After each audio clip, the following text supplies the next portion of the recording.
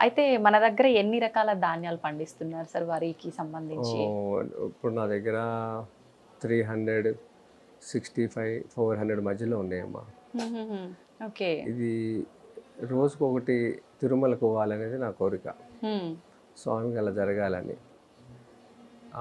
365 రోజులు వాళ్ళైతే 3 రకాలు పెడుతున్నారు. కనీసం మనం ఒక దాంతో మొదలు పెడదామని.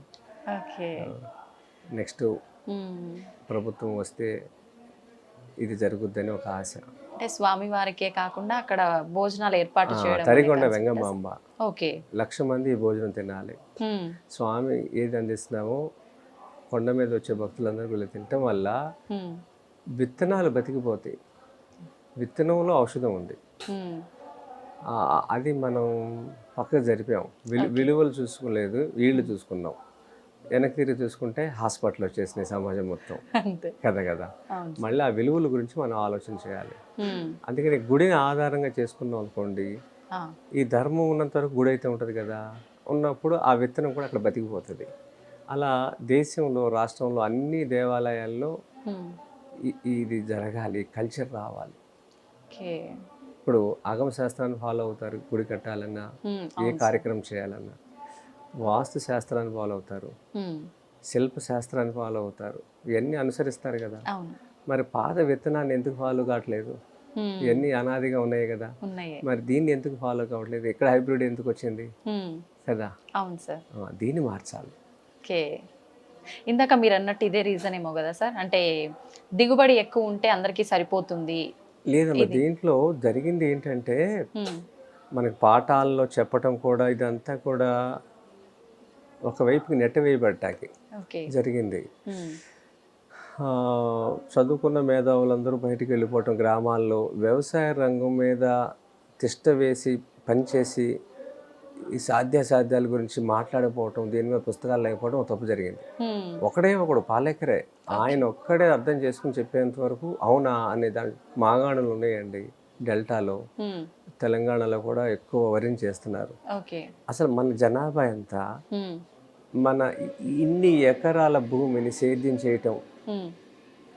మన భోజనం అవసరం అవును. కోసమే కదా. అవును. సంవత్సరానికి 2 పంటలు ఉన్నాయి. ఆ! జనాభా ఎంత? ఆ! దీనికి వరిని అవసరానికి మించి పండించేస్తున్నారు మనం. హ్మ్. దాన్ని తగ్గించి కూరగాయలు బయట రాష్ట్రం నుంచి వస్తున్నాయి, అవును. పళ్ళు విదేశాల నుంచి వస్తున్నాయి. విదేశాల నుంచి. ఇది మనది ఎడారి దేశం కాదుగా. ఆ హ్మ్. దుబాయ్లో ఉన్నవాడైతే అక్కడ తెచ్చుకుంటాడు బయట నుంచి. మనకెందుకు ఆ కర్మ? ఆప్షన్ ఉంది మనకిక్కడ. మనకి బోల్డ్ ఉంది. సూర్యుడు ఎప్పుడు ఉన్నాడు మనకి.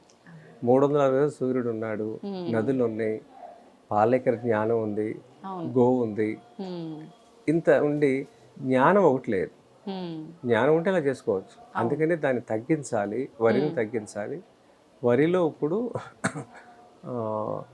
ఎవరికైనా 20-25 వేలు మించి ఆదాయం లేదు.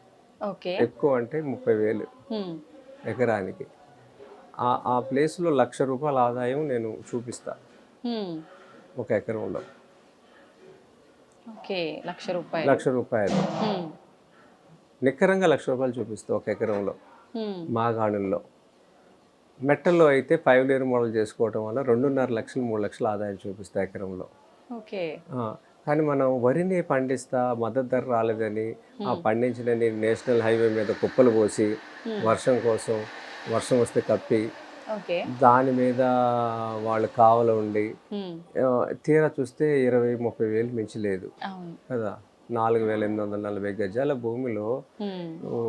₹20,000 సంవత్సరం 6 నెలలకు ఒక పంట పెట్టిన తీస్తున్నామంటే పెట్టుబడి గూడా రాలేదు ఎళ్ళలేని కదా. పరిస్థితి. క్రాప్ హాలిడే ఏంటండి, తప్పు మాట కదా.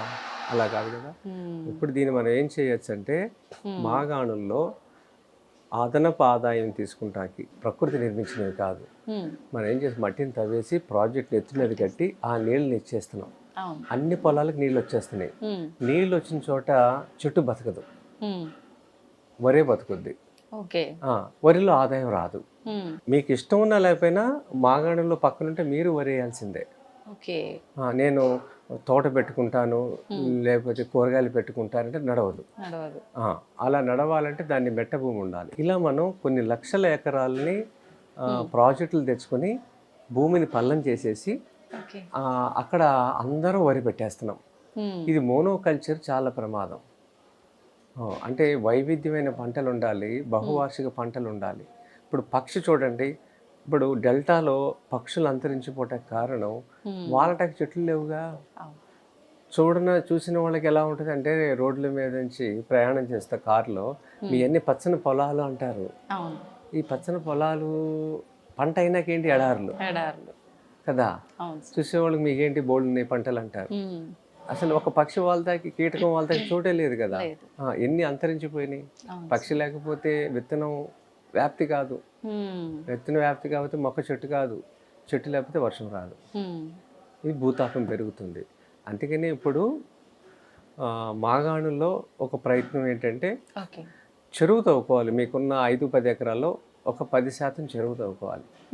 ఆ మట్టి వస్తుంది కదా, ఆ మట్టిని పొలంలో మన వరాలు అంటాం కదా, గట్లని 5 అడుగులు వెడల్పు చేసుకోవాలి. మామూలు గట్టు ఇంతే ఉంటుంది వరిసేలో. ఇప్పుడు 5 అడుగులు చేసుకోవాలి. ఇంత ఎత్తు 2 అడుగులు చేసుకోవాలి. చేసుకున్నప్పుడు దాని మీద చుట్టూ 4 వైపులా మధ్యలో పొలం వరిచేను. ఈ 2 అడుగుల ఎత్తు మీద మీరు మధ్యలో 7 అడుగులకి ఒకటి చప్పున అరటి పెట్టుకోవాలి. అరటి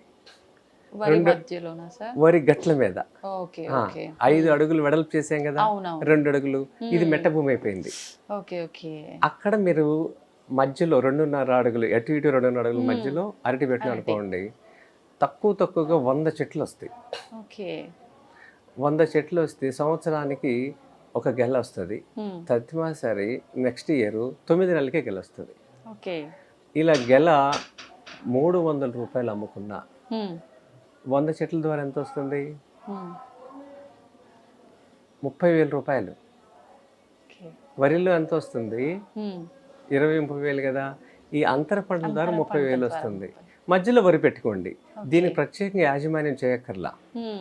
ఈ చెరువు మన ఏదైతే వరి చేను నీళ్లు ఉంటుంది ఆ తేమ మీకు అందేస్తుంది. దానికి ప్రత్యేకించి పెట్టుబడి ఏమక్కర్లా. ఎందుకంటే జూన్లో వర్షాలు మొదలవుతాయమ్మా.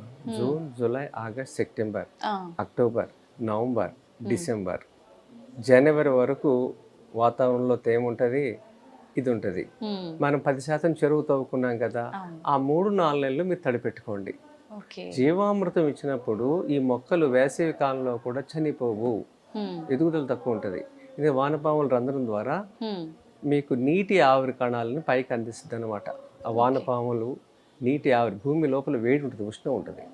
ఆ నీటి ఆవిరి కణాలని పైకి, ఇడ్లీ వేసినప్పుడు అమ్మ మూత మీద ఆవిరి వస్తుంది కదా, అలాగే నీటి ఆవిరి కణాలు, క్యాపిలరీ ఫోర్స్, కేశ ఆకర్షణ శక్తి అంటారు. దీనివల్ల మీకు పైకి ఆ నీటి ఆవిరి కణాలు వచ్చి మొక్క చచ్చిపోదు. ఇది ఇలా 7 అడుగులు మొక్కకి మొక్క పెట్టి మధ్యలో మునగ మొక్క పెట్టాలి.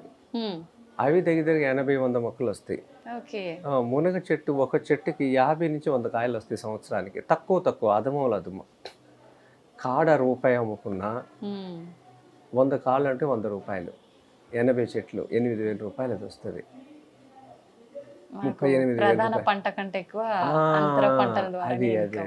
ఇంకేం చేయొచ్చు అంటే మునగ చెట్టుకి తమలపాకు ఎక్కించాలి. తమలపాకు మీరు ₹1-2 రూపాయలకి అమ్మితే కూడా 100 ఆకులు ఈజీగా వస్తుంది ఒక చెట్టు నుంచి సంవత్సరానికి. ఇది మనం వరి మీదే ఆధారపడకుండా ఇలా చేసుకుంటే, ఇంకా దాంట్లో మునగకిను అరటికి మధ్యలో గ్యాప్లో కంద పెట్టాలి. కంద కేజీ నుంచి 2 కేజీలు వస్తుంది. అలా చూసుకుంటే మొత్తం ఒక టన్ నుంచి 2 టన్నులు మనకి కంద వస్తుంది. 20 రూపాయలు కేజీ అమ్ముకున్నా అది ఒక దగ్గరగా ఒక 20 × 200 కేజీలు మీకు దగ్గర ఒక 20,000 అది వస్తుంది. ఈ విధంగా చూసుకుంటే మీకు ₹1,00,000 ఆదాయం వస్తుంది. ఇంకా చేసుకోవచ్చు అంటే ఈ అంచులు 5 అడుగులకు అటు ఇటు అంచుల మీద పసుపు పెట్టాలి. పసుపు ద్వారా మనకి ఈ ఎకరానికి తక్కువగా చూసుకుంటే 200 నుంచి 300 కేజీలు వస్తుంది. 300 కేజీ పసుపును ఉడకబెడితే 60% వస్తుంది. అంటే సుమారుగా 300 కేజీల్లో 60% అంటే ఒక 120 కేజీలు అనుకోండి. 120 కేజీ మన పసుపు వాళ్ళు ₹200. 100 కేజీలు వేసుకోండి, ఉమ్, 100 ఇంటూ 200, ఉమ్, అదొక 20,000. ఓకే. ఇవన్నీ నేను నా పొలంలో ఉన్నాయి, ఉమ్, 5 లేయర్లో ఉన్నాయి, కృష్ణా జిల్లాలో ఉన్నాయి, మాగాణిలో మెట చేశాను. ఓకే. ఇలా ఇది ఒక పద్ధతి.